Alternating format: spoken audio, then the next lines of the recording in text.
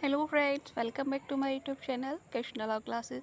तो आज हम देखेंगे पॉलिटी के कुछ most important one liner questions जो कि UP APO and other judiciary exams के लिए इम्पोर्टेंट हो सकते हैं। तो चलिए स्टार्ट करते हैं। तो संविधान की प्रारूप समिति के सम्मुख संविधान की प्रस्तावना का प्रस्ताव किसने रखा था? बहुत बार पूछा गया क्वेश्चन है, जवाहरलाल नेहरू ने। ठीक है। संविधान सभा का गठन किसकी संस्तुति पर किया गया था? तो किया गया था कैबिनेट मिशन योजना की संस्तुति पर। और राष्ट्रपति किस सूची के विषय पर अध्यादेश जारी नहीं कर सकता? तो राज्य सूची के विषय पर अध्यादेश जारी नहीं कर सकता है। ठीक है। और आपातकाल की उद्घोषणा के अनुमोदन संसद द्वारा कितनी अवधि के अंदर होना चाहिए? तो ये 1 मंथ यानी 1 माह के अंदर। और राज्यों का वित्तीय आवंटन किसकी संस्तुति पर किया जाता है? तो वित्त आयोग की संस्तुति पर किया जाता है। ठीक है। Financial allocation. लोकसभा का सचिवालय किसके प्रत्यक्ष पर्यवेक्षण एवं नियंत्रण में कार्य करता है? तो करता है लोकसभा अध्यक्ष के। ठीक है। जो लोकसभा का सचिवालय है ये लोकसभा अध्यक्ष के पर्यवेक्षण एवं नियंत्रण में कार्य करता है। और भारतीय संविधान का सबसे बड़ा एकांकी स्रोत क्या है? तो है गवर्नमेंट ऑफ इंडिया एक्ट 1935। और संविधान के मूल ढांचे को संशोधित नहीं किया जा सकता है। सर्वोच्च न्यायालय ने यह व्यवस्था किस बाद में दी थी केशवानंद भारती के बाद में। ठीक है। तो इसमें साफ साफ कह दिया गया था कि संविधान में संशोधन किया जा सकता है, लेकिन जो बेसिक स्ट्रक्चर है, जो मूल ढांचा है, उसमें संशोधन नहीं किया जा सकता। ठीक है। भारत में राजनीतिक दलों को कौन मान्यता देता है? देता है निर्वाचन आयोग। संविधान द्वारा प्रदान किए गए मौलिक अधिकारों में संशोधन करने का अधिकार किसको है? तो संसद को है।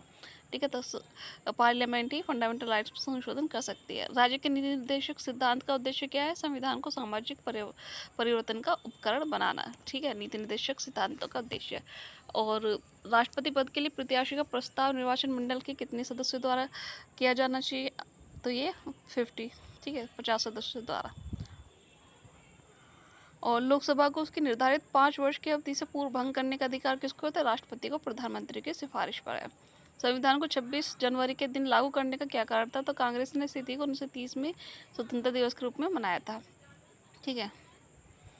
क्योंकि 26 जनवरी को लागू करने का कारण बहुत बार पूछा जाता है।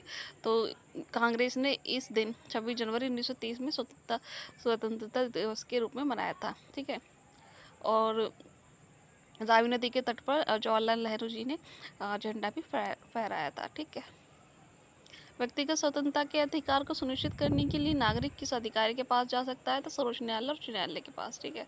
अपनी फंडामेंटल राइट्स के वायलेशन को रोकने के लिए। भारत के राष्ट्रपति के विरुद्ध महाभियोग का प्रारंभ करने का अधिकार प्राप्त है किसको? संसद के दोनों सदनों में से कोई भी सदन इसे प्रारंभ कर सकता है। ठीक है।